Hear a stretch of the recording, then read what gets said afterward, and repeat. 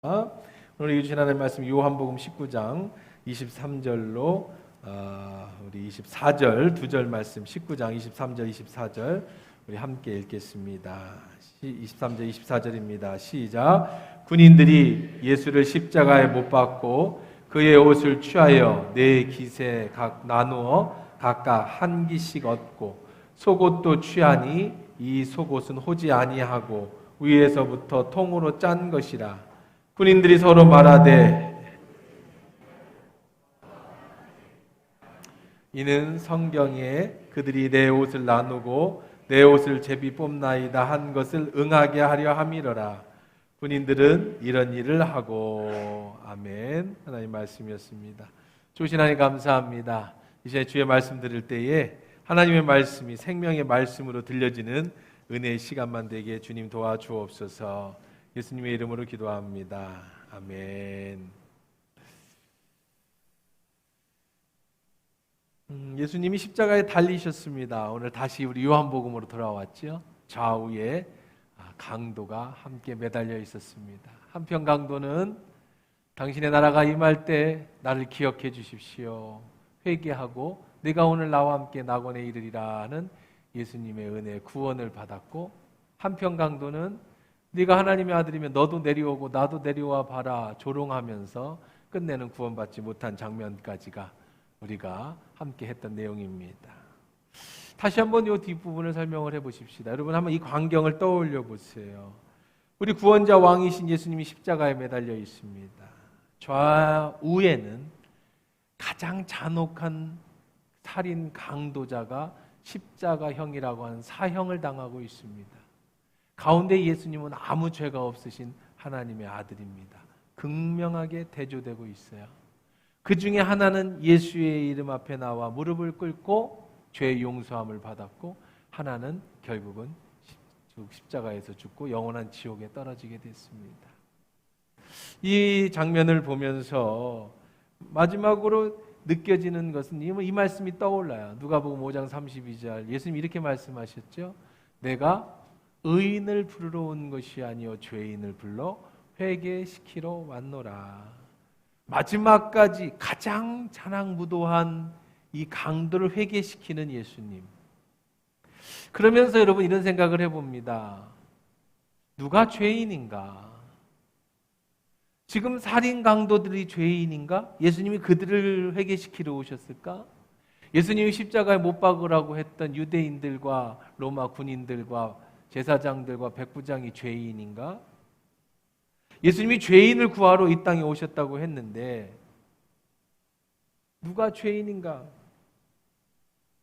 디모데전서 1장 15절에 바울은 이렇게 얘기합니다. 미쁘다 모든 사람이 받을 만한 이 말이요, 그리스도 예수께서 죄인을 구하시려고 세상에 임하셨도다 하였도다. 누가 죄인이라고 그래요? 죄인 중에 내가 괴순이다. 사도 바울은 양쪽에 달려있는 저 살인 강도가 죄인이 아니고 예수님을 죽이라고 손을 흔들고 있는 저 군병들과 유대인들이 죄인이 아니고 누가 죄인이래요? 내가 죄인이래요. 죄인 중에 자기는 뭐라고 말합니까? 괴수다. 죄인 중에 가장 우두머리라고 하는 거죠. 예수님이 이 땅에 오신 목적이 죄인을 구하러 오셨다고 했는데, 그래서 예수님이 죄 없이 십자가에 매달리셨는데 양쪽에 가장 잔악무도한 살인 강도들이 매달려 있었지만, 그런데 정말로 깨달아야 될 것은 그들이 죄인이 아니라 바로 내가 죄인이라는 사실을 깨닫는 거예요. 이것이 우리 신앙의 시작입니다. 여러분이 내가 죄인이라는 것을 깨닫는 데서부터 여러분의 신앙은 시작되어지는 거예요. 내 죄를 깨달아야 해결할 수 있는 방법이 생기는 겁니다. 그래서 그 중에 하나는 죄인임을 고백하고 죄 용서를 받았고, 한 명은 끝까지 자기가 예수님이 앞에 죄를 고백하지 않으므로 만왕의 왕 예수께서 함께 달리는 은혜를 받았음에도 그 구할 기회를 버리고 비참한 결과를 맞는 거죠. 누가 죄가 더 크냐? 바리새인의 죄가 크냐? 양편 강도의 죄가 크냐? 아니요. 바로 내 죄가 가장 큰 죄라는 걸 깨닫는 게 은혜예요. 우리는 십자가에 달린 예수를 볼 때 내가 죄인인 것을 깨달아야 합니다. 이게 예수 믿는 사람의 시작이라고 말씀을 드렸어요. 예수를 믿는 자들을 죽이러 다녔던 바울이 예수님을 만난 후 내가 죄인이고 그 중에 내가 괴수라는 것을 깨달은 것처럼 말입니다. 사람들은요, 늘 원한을 가지고 살아가고 있어요. 나는 죄인이 아니라고 생각합니다. 내가 이렇게 된 것은 내 부모를 잘못 만나서 그랬다. 내가 이렇게 된 것은 내 친구를 잘못 만나서 그렇다. 내가 이렇게 된 것은 내가 지금의 남편, 아내를 잘못 만나서 그렇다. 온통 다른 사람의 탓을 해요. 내가 잘 사는 건 아니지만 그렇다고 난 죄인은 아니야. 왜? 내가 이렇게 된 것은 내 다른 사람들 때문에. 여러분, 자녀가 잘못을 일으키면 부모들이 가서 그렇게 얘기하죠. 우리 애는 정말 착해요. 우리 애는 이런 애가 아니에요. 근데 왜 그랬대요? 친구를 잘못 만나서 그렇대요. 그 친구 엄마는 또 뭐라고 그래요? 친구를 잘못 만나서 그렇대요. 다 똑같아. 사람들은 자꾸 누군가 핑계를 대고 싶어요. 내 자식이 이렇게 된 건 내 자식은 착한데 친구를 잘못 만난 거야. 나는 원래 착한데 내가 이 남자를 잘못 만나서 그래. 내가 부모를 잘못 만나서 그래. 내 삶이 그래서 그런 거야. 이렇게 원망을 합니다. 이 사람이 바로 알 카포네라고 하는 미국의 가장 유명한 갱단의 두목입니다. 이 사람이 술 장사를 했는데 자기네 주류상에서 술을 받지 않는다고 100명을 한 자리에서 테러를 일으켜서 죽인 사람으로 유명합니다. 그리고 악명 높게 수많은 사람들을 잡아서 죽이고 고문하고. 근데 평소에 그는 입버릇처럼 이렇게 얘기를 했답니다. 뭐라고 했냐? 나는 다른 사람에게 많은 즐거움을 주고 좋은 시간을 갖도록 도와주고 내 인생에 황금기를 보냈어. 그런데 내가 늙어서 내게 돌아온다는 건 비난과 전과자라는 낙인뿐이야. 자기는요, 다른 사람을 즐겁게 해줬대요. 자기는 다른 사람과 좋은 시간을 지내는 황금기를 보냈대요. 수많은 사람을 죽이고도요, 그런 사람들의 가정을 다 파괴하고도 본인은 나는 다른 사람을 즐겁게 해줬어. 근데 내가 늙었는데 왜 날 비난하고 날 전과자라고 낙인시키는 거야? 이렇게 얘기를 했답니다. 모든 사람은 다 자기가 죄가 없다고 그래요. 여러분들도 아마 십자가의 은혜를 깊이 체험하지 못한 사람들은요, 내가 뭔 죄인이야, 뭐 죄인이라니까 죄인이지, 뭐 성경에 죄인이라고 써 있으니까 죄인이지만 내가 뭔 죄를 졌어? 그런 사람은 아직 그 구원의 은혜, 십자가의 그 예수의 죽으심의 그 은혜를 체험하지 못한 사람이에요.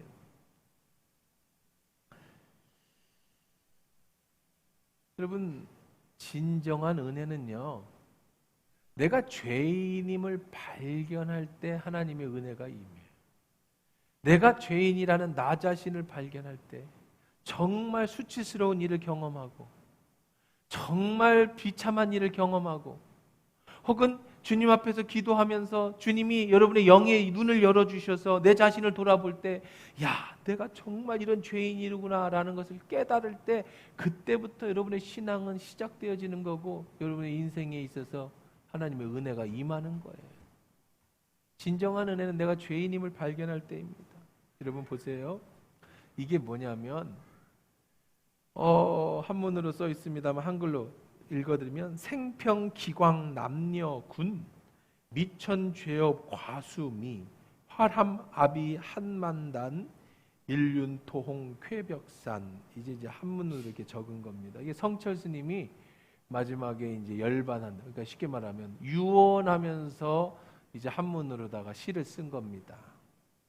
이 뜻이 뭐냐면 한글로 표현하면 이렇습니다. 일생 동안 남녀의 무리를 속여서 하늘을 넘치는 죄업은 수미산을 지나치니 산채로 무간지옥에 떨어져 그 한이 만갈래 둥근 한 수레바퀴 불금을 내뿜으며 붉은 산에 걸렸도다. 자기의 인생의 마지막 유언처럼 시를 썼는데 내가 살아온 인생을 보니 남녀의 무리를 속이면서 내가 쌓은 죄업이 수미산은 불교에서 말하는 가장 높은 산입니다.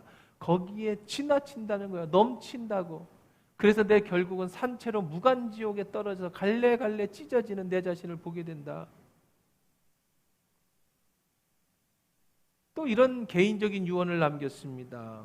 내 죄는 산보다 높고 바다보다 깊은데 내 어찌 감당하랴. 내가 80년 동안 포교한 것은 헛것이로다. 우리는 구원이 없다. 죄값을 해결할 자가 없기 때문이다. 딸 피리와 54년을 단절하고 살았는데 죽을 임종식을 찾게 되었구나. 피리야, 내가 잘못했다. 내 인생을 잘못 선택했다. 나는 지옥에 간다. 이 피리도 나중에는 이제 스님이 비구니가 됐습니다. 그 집안이 그랬어요. 여러분, 저는 불교를 비하하거나 성철 스님이 지옥 갔다라는 걸 강조하는 사람은 그런 얘기가 아닙니다. 이분은 위대한 종교인이세요. 평생 진리를 찾아서 80년 동안 수행하셔서 많은 사람들의 존경을 받은 분입니다. 뭐 스님들을 모르고 불교를 몰라도 성철 스님은 이름은 들어봤을 겁니다. 그분이 사람을 할 수 있는 최고의 도를 닦았습니다. 인간이 깨달을 수 있는 최고의 극치까지 이르렀습니다. 마지막에 끝에서, 인생의 끝자락에서 80년 동안 수행을 하고 깨달은 게 뭐냐? 내가 죄인이라는 사실을 깨달았어. 내 인생이 다 부질없이 잘못한 일만 80년을 살았다는 걸 그제서야 깨달았다고요. 대단한 겁니다. 누군가가 내 자신을 발견하고 내가 죄인을 깨닫는다는 건 대단한 거예요. 내가 이 죄의 문제를 해결할 수 없기 때문에 지옥불에 떨어진다는 것을 깨닫는 건 대단한 거예요. 단지 기독교인으로 아쉬운 부분은 여기까지만이라는 것이 아쉽지요. 이분이 예수님을 알았다면 하는 아쉬움은 있습니다.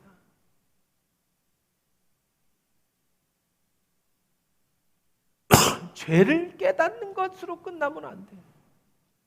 우리는요, 예수를 만나면 여러분이 성철 스님만큼이 아니더라도 여러분이 깊이 있게 예수님을 만나고 인생을 생각해 보면 주님이 우리에게 가르쳐 주십니다. 성철 스님은 스스로 깨달았지만 주님은 우리에게 가르쳐 주셔요. 뭘 가르쳐 주세요? 내가 죄인이라는 걸 가르쳐 주세요. 주님 우리에게 가르쳐 주세요. 뭘 가르쳐 주세요? 내 죄는 지옥불이라는 걸 가르쳐 주세요. 그 다음에 문제죠. 그 다음에 어떻게 해야 됩니까? 라고 하는 것은 인간이 아무리 돌을 닦아도 그 이상을 깨닫지 못하는 거예요. 사람이 돌을 닦으면 어디까지 깨닫느냐? 내 자신을 돌아볼 수 있는 데까지 깨달아요. 돌아본 내 자신은 죄인이라는 사실을 아는 데까지 인간이 깨달을 수 있는 거예요. 그 너머 이 죄의 문제를 해결할 수 있는 방법은 예수 그리스도밖에 없는 줄 믿습니다. 오직 예수님이 찾아오셔서 내가 죄인인 것을 깨닫게 해줘.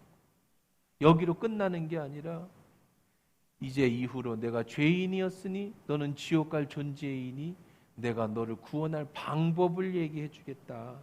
그게 바로 십자가라는 거예요. 십자가. 예수님이 십자가에 못 박히신 채 나무에 달렸습니다. 그 옆에 죄인 중에 죄인 사람을 죽이고 악한 일한 강도가 함께 달렸습니다. 마지막으로 예수님이 이 땅에 오셔서 하신 일, 그 죄인을 구원하신 일. 오늘 예수님이 십자가에 달리셨습니다.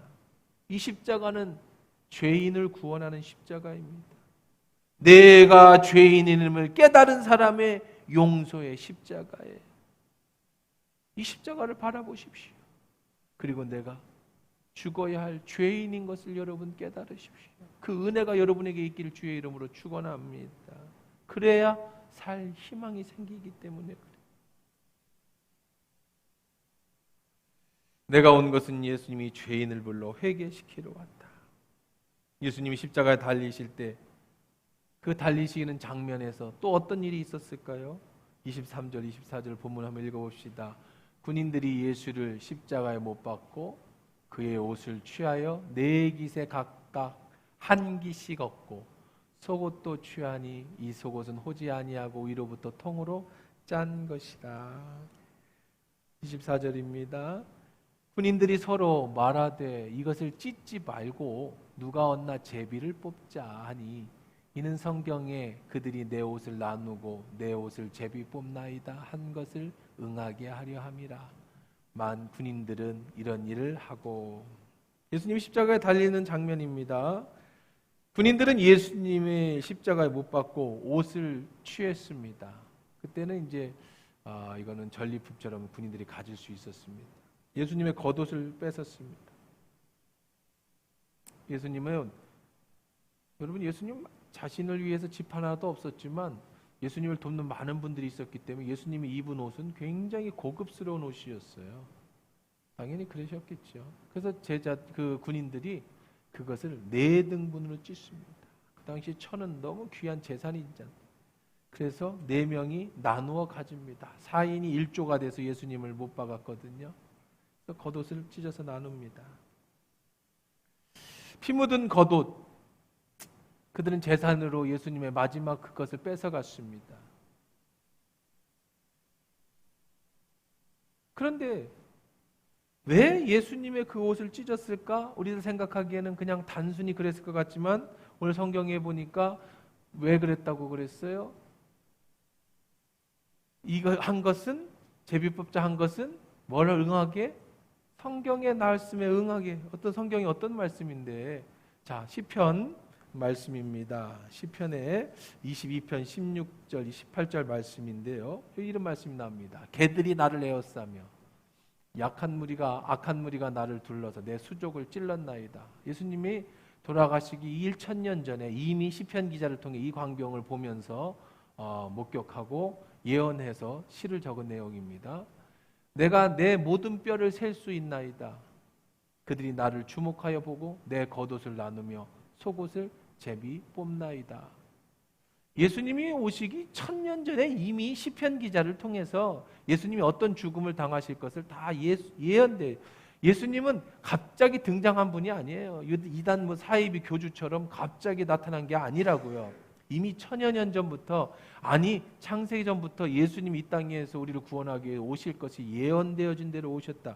이것을 이루기 위해서 겉옷을 예언되어서 찢어졌습니다. 그런데 한 가지 재미있는 것은요, 아니 그렇다고 치는데 속옷은 왜 제비를 뽑았을까? 예수님의 속옷은 왜 제비 뽑았을까요? 이것이 예수님이 입었던 가장 비슷한 속옷입니다. 단지 이제 여기에서 이것은 제사장이 입는 옷입니다.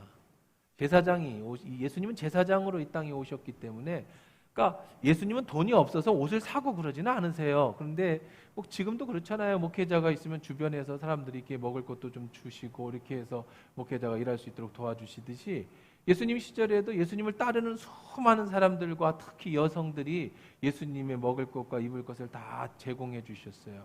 그래서 예수님이 입으셨던 옷은 무슨 옷이었느냐면, 오늘 성경에서는 무슨 옷이라고 속옷을 얘기하고 있어요? 위에서부터 호지 않고 위에서부터 통으로 짠 옷이다. 이 호지 않고 위에서부터 통으로 짜는 옷은 무슨 옷이냐면 제사장 옷입니다. 구약 성경에 보면 이제 제사장의 옷을 만들 때 그렇게 만들어요. 제사장의 옷은 지금 이게 제사장의 옷인데요, 여기 목에 깃은 제사장이 이렇게 속옷인데 예수님이 입었던 것은 저렇게 동그랗게 깃이 있지는 않습니다. 둥근 원반의 옷이지만 나머지는 다 비슷합니다.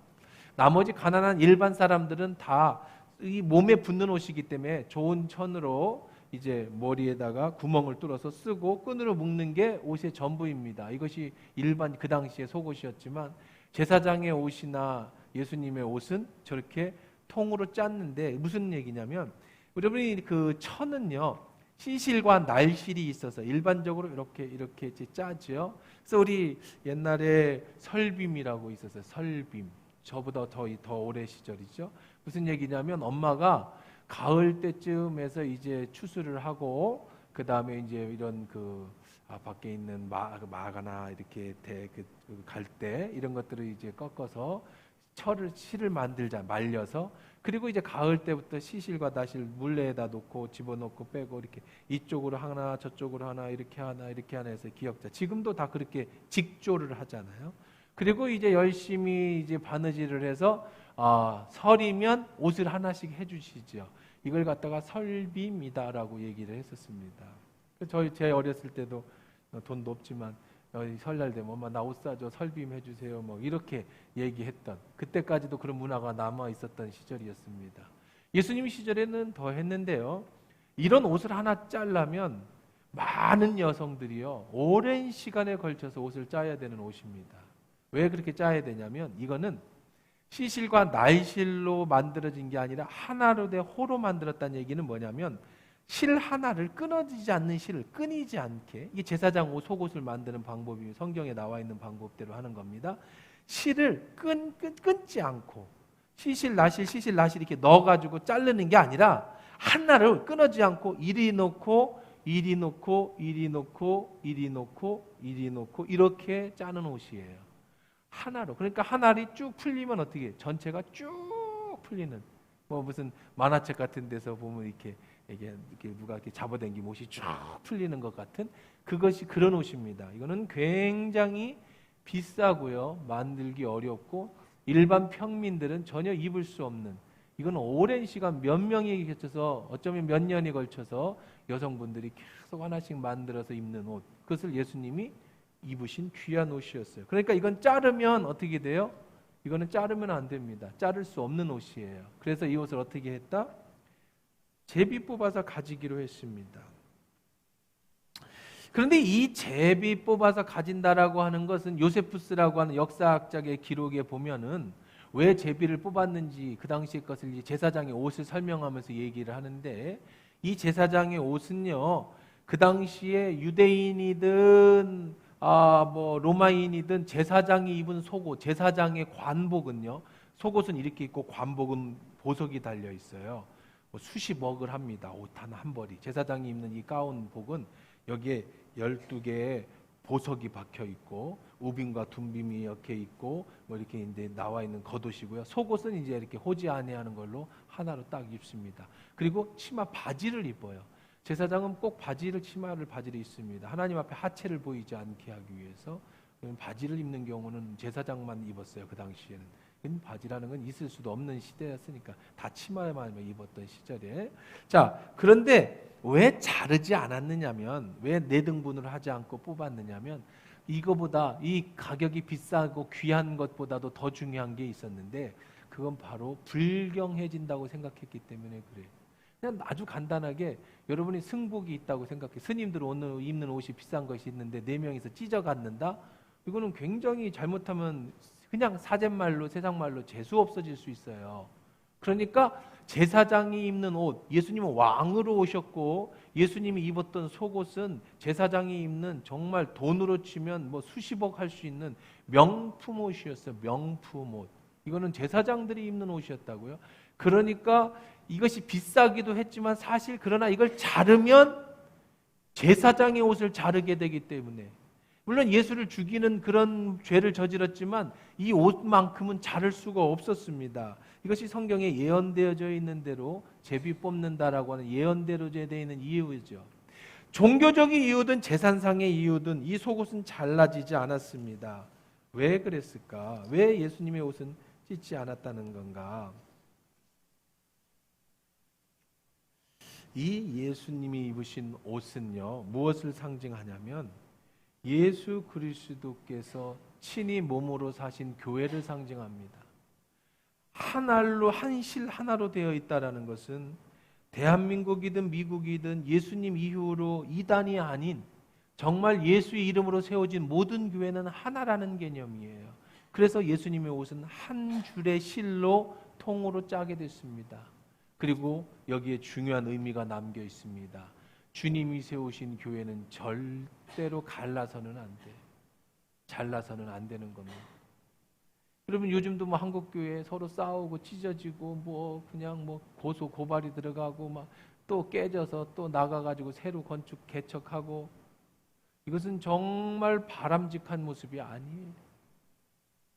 하나님의 교회는, 하나님이 세우신 예수님의 이 교회는 절대로 잘라질 수 없는 교회라는 것을 상징하는 것이죠. 예수님이 속옷이 찢기지 않는 장면을 더 깊이 살펴보려면, 이 장면을 더 깊이 보려면은 뭘 봐야 되느냐면 아담과 하와 때로 올라갈 수 있습니다. 아담과 하와. 아담과 하와가 범죄했습니다. 선악과를 따먹었습니다. 눈이 밝아졌습니다.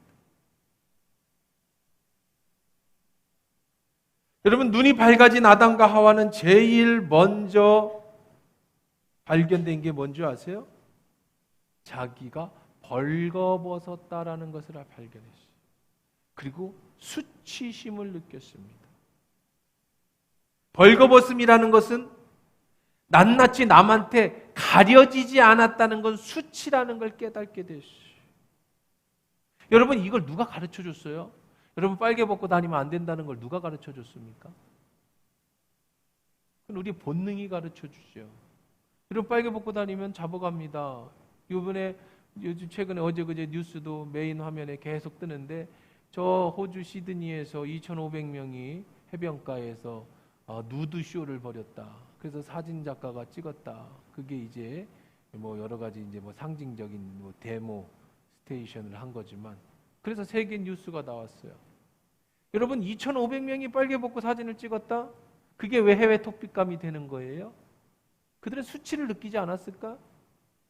우리는 누드족이라서 수치를 느끼지 않습니다. 정말 그럴까요? 그건 죄입니다. 사람은 죄를 범하면 자신의 수치를 느끼게 돼 있어요. 그런데 자기가 수치를 안 느낀다고 한다는 건 그거는 사람이기를 포기하는 거죠. 그래서 우리는 옷을 벗고 다니면 안 되는 거예요. 감추게 돼 있어요. 가리게 돼 있어요. 하나님이 만드신 모든 짐승은요, 절대 옷을 안 입습니다. 여러분, 강아지가 옷 입는 거 보셨어요? 창피하다고 합니까? 사람이 자기 욕심으로 강아지한테 옷은 입혀줄지 몰라도 강아지는 태어날 때부터 죽을 때까지 벌거벗고 그냥 다 보여주고 살아요. 사자가 아무리 용맹하다고 자기 팬티 기저귀 차고 다니는 거 보셨습니까? 원숭이가 지능이 좋다고 그래서 자기 옷 만들어 입는 거 보셨어요? 이 세상의 모든 짐승은요, 다 내놓고 다닙니다. 암놈인지 순놈인지 보고 구별하죠. 그런데 왜 인간만은 벌거벗은 걸 수치로 느꼈을까요? 그건 죄 때문에 그래요. 아담과 하와도 처음에는 그것을 수치로 느끼지 않았어요. 하나님이 만드신 것, 하나님 앞에 벌거벗고 가는 것이 전혀 수치스럽지 않았습니다. 그런데 선악과를 따먹고 자기가 죄를 짓고 나서는 죄진 자신의 모습을 보니까 너무 부끄러운 거예요. 그래서 자기 자신을 가려야 되겠다고 싶어서 하와가 제일 먼저 한 게 바로 뭐예요? 무화과 나무 잎으로 자신의 몸을 가렸어요. 이것이 수치입니다. 이 모습을 본 하나님이 아담에게 이렇게 얘기를 합니다. 이르시되 누가 너의 벗음을 내게 알렸느냐? 누가 너의 수치를 알려줬니? 내가 내게 먹지 말라 한 그 나무 열매를 먹었느냐? 선악과 죄입니다. 죄를 범한 인간은 그 다음부터 수치를 느꼈어요.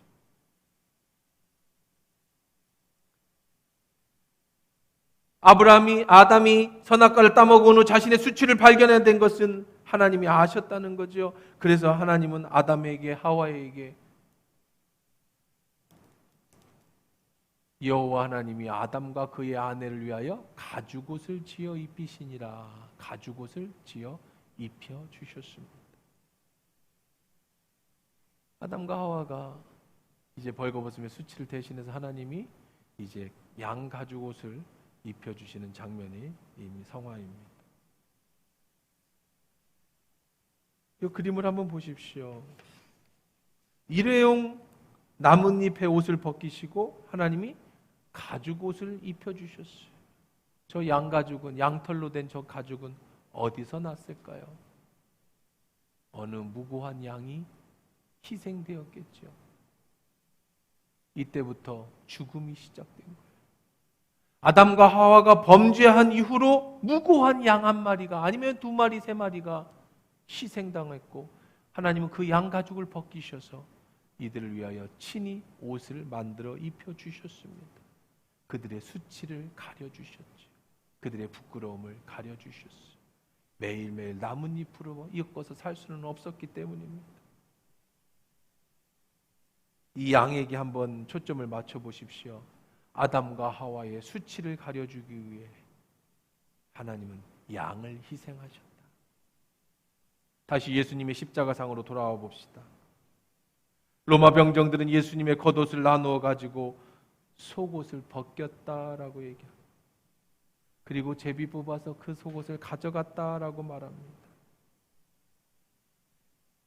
지금 예수님은 벌거벗음의 수치를 당하셨어요. 예수님이 십자가에 달리실 때는 실오라기 하나 걸치지 않은 나체의 수치스러운 모습으로 십자가에 달리셨어요.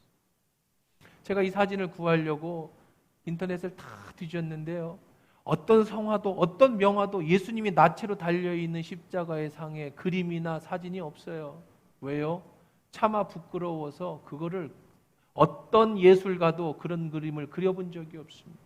어떤 예술가도 그런 것들을 만들어낸 적이 없어요. 다 뭐든지 천 같은 거로 중요 부분을 가렸습니다. 그건 잘못된 그림이에요. 예수님은 속옷을 벗겨내셨습니다. 아무것도 입지 못하셨어요. 이 작품 하나만 찾았는데요. 이게 루브르 박물관에 있는 십자가에 나체로 십자가에 달리신 예수라고 하는 장면입니다. 여러분 혹시 루브르 박물관에 가시면 한번 찾아보시면 좋을 것 같아요. 예수님은 지금 십자가에 벌거벗은 채로 매달리셨습니다. 완전한 나체로 매달리셨습니다. 모든 사람이 나체의 예수를 보았습니다. 예수님의 부끄러운 모습을 다 보았습니다. 잔혹한 로마 병정들이 예수의 속옷을 벗겨버렸기 때문입니다. 예수님께 부끄러움을 안겨주려고 했지만 또 예수님의 입고 있는 속옷도 탐이 나서 그랬겠지만 이건 정말 상상하기도 싫은 장면이죠. 너무나도 수치스러운 장면입니다. 어린아이도 봤을 것이고 처녀들도 봤을 겁니다. 사람들도 아마 그 장면을 참혹하고 수치러워서 고개를 돌렸을 것이 분명합니다. 조롱하는 사람도 낄낄거리는 사람도 있었겠죠. 예수님이 하나님의 아들로 인간의 모습으로 이 땅에 오셨고 마지막에 십자가에서는 완전히 벌거벗은 채로 아무것도 가지지 아니하고 십자가상에서 돌아가십니다. 사랑하는 성도 여러분, 이보다 더 큰 은혜와 사랑이 어디 있습니까? 모든 것을 다 주신 거예요. 속옷 하나 나누지 않고. 우리도 다 죽을 겁니다. 여러분들도 다 벗겨질 겁니다. 여러분이 염할 때 장례 지도사가 여러분을 다 벗길 거고 여러분들을 깨끗하게 씻은 다음에 상복을 입히시겠죠. 이런 다른 옷으로 입히겠죠. 그러나 우리는 부끄럽지 않습니다. 왜? 나는 죽었으니까. 죽은 사람은 자신이 부끄럽지 않아요. 근데 예수님은 살아있을 때 온몸이 벗겨진 채로 십자가에 매달렸습니다. 불쌍한 한 남자의 죽음입니다. 그런데 여러분 한번 생각해 보십시오. 왜 그러셔야 했을까? 왜 수치를 당하셔야 했을까? 하나님이 아담과 하와의 수치를 가리기 위해 무고한 양 한 마리를 잡아서 그 가죽을 벗겨 그의 수치를 덮어주었듯이 하나님은 오늘 여러분의 수치를 덮어주시기 위해 여러분의 아픔과 여러분의 죄를 용서해 주기 위해 저 매달려야 될 저 참혹한 수치에 벌거벗어 매달려 있는 사람들이 조롱하고 낄낄거리는 그 모습이 바로 여러분이어야 되는데 내가 저렇게 매달려야 됩니다. 왜? 내 죄 때문에. 근데 예수님이 대신 저런 조롱을 당해 주신 거예요. 그리고 그 속옷으로 여러분을 입혀주신 겁니다. 여러분의 수치를 가려주신 거예요. 이게 십자가의 은혜입니다. 이게 자기가 죄인이라는 사실을 깨달은 사람, 그것을 인정하는 사람. 그러므로 주의 죄값은 내가 십자가에 저렇게 벌거벗으며 매를 맞고 수치를 당해야 된다는 것을 인정하는 사람. 그런데 그런 나를 대신해서 예수님이 대신 죽어주셨다는 사실을 인정할 때부터 여기서부터 은혜가 시작되어지는 거예요. 그때 우리는 십자가의 은혜를 경험하게 되는 겁니다. 가끔 지옥이 없다고 말하는 사람이 있어요. 하나님이 사랑하시는 분인데 지옥을 만들었겠느냐? 그렇다면 하나님이 예수님이 왜 수치를 당하셔야 합니까? 여러분이 지옥에 가지 못하도록 예수님이 왜 수치를 그 벌거벗음과 매맞음과 십자가의 죽음을 당하셔야 합니까? 그냥 지옥도 없는데 그냥 끝나버리지. 지옥이 없다고 하는 사람은요, 예수님의 십자가도 이해하지 못하는 사람입니다. 예수님의 구원에 전혀 알지 못하는 무지한 사람.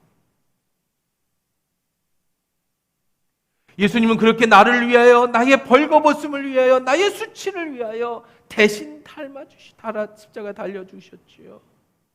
사랑하는 성도 여러분, 여러분 더 이상 수치를 가지고 살아갈 필요가 없습니다. 우리 인생에 살다 보면 수치스러운 일을 당할 때가 있어요. 그것이 묻어두고 아닌 것처럼 옷을 입고 살지만 어느 순간이 되면 나의 그 옛날의 과거의 수치가 올라오고 그것이 내 목을 조르고 그것이 나로 하여금 스트레스와 아픔을 가져다 주는 경우가 있습니다. 어릴 때 어떤 권력자에 의해서 수치를 당할 수도 있습니다.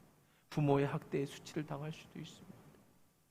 여러분이 살면서 어떤 성폭행이나 성폭력에 의한 수치를 당할 수도 있었고, 정말 가난의 수치를 당할 수도 있었겠고, 우리는 수 없는 상처와 아픔을 가지고 마음에 묻어두고 겉옷을 더 두르고 아닌 것처럼 살아가고 있지만, 그것이 때로는 드러나면서 내 목을 조르고 내 아픔을 가지고 있을 때가 있지. 이것을 성격을 형성시키고, 이것이 내 인생을 파괴시키고, 이것이 나의 인생에 어둠을 주는, 그래서 내 자신을 사랑하지 못하게 만드는, 그래서 내 자신을 이해하지 못하고 내 자신을 사랑하지 못하니까 그것 때문에 오는 그런 자기에 대한 비하. 예수님 앞에 다 가지고 나가십시오. 그런 것 때문에 예수님이 대신 벌거벗으며 수치를 당하셨습니다. 여러분의 수치를 대신 지시려고. 내가 죄인인 걸 깨달았다면 여기로 끝나지 마시고요. 내가 수치스러운 일을 당했다면 거기에 끝내지 마시고요. 여러분 속에 수치가 있다면 그것으로 묻어두지 마시고 오늘 예수의 십자가 앞에 내려놓길 주의 이름으로 축원합니다. 자유함을 얻으세요. 예수님이 벌거벗겨 주셨어요.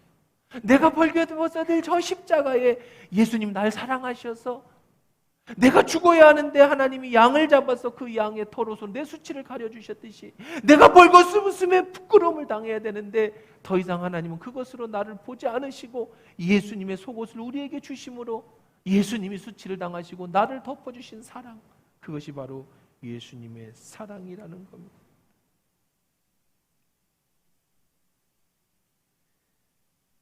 나 때문에 예수님이 이런 수치를 당하셨다면 나는 그 은혜를 어떻게 갚아야 할까?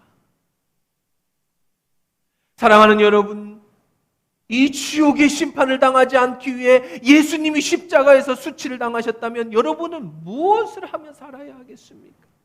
하나님의 은혜를 생각하십시오. 예수님의 은혜를 생각하십시오. 그 은혜에 감사하십시오. 그 은혜에 감격하십시오. 그리고 예수를 위하여 수치를 당하십시오. 그것이 여러분 우리가 해야 될 마땅한 도리입니다. 우리는 헌신작정을 했습니다. 제가 헌신작정할 때 그런 얘기 했어요. 스트레스 받고 힘들면 하지 마십시오. 쉬는 것이 제일 중요합니다. 그러나 예수의 십자가를 정말로 경험하셨다면 예수님을 위하여 십자가를 지십시오. 기꺼이 감사함으로 지십시오. 주님은 여러분의 수치를 대신 지시고 십자가에 죽으시고 지옥에서 여러분을 건져주셨다면 내가 사는 동안 주님을 위해 무엇을 해야겠습니까? 이 십자가를 전하세요. 이 수치심에 허덕이는 세상 사람을 향해 가서 이 구원의 복된 소식을 전하십시오. 내 죄가 저 수미산 꼭대기까지 찼음에도 불구하고 해결하지 못하는 사람들에게 그 문제를 해결하실 수 있는 분이 예수 그리스도라고, 내가 그분을 만났다고, 그분이 내 수치를 해결해 주셨다고 자신 있게 자랑하십시오. 그리고 주님의 교회를 위하여, 하나님의 영광을 위하여 여러분 헌신하고 수고하십시오. 그것이 우리가 수치를 날 대신에 당하신 예수님께 드려야 될 마땅한 우리들의 사랑이요, 우리들의 모습이라는 거예요. 우리의 감사라는 겁니다. 즉 이 작은 소자 하나에게 한 것이 내게 한 것이다. 평생 작은 사람들을 돌보며 주님께 그 은혜를 갚는, 그래서 그 안에서 주시는 풍성한 은혜가 넘치는 축복된 여러분의 삶이 되기를 주의 이름으로 축원합니다.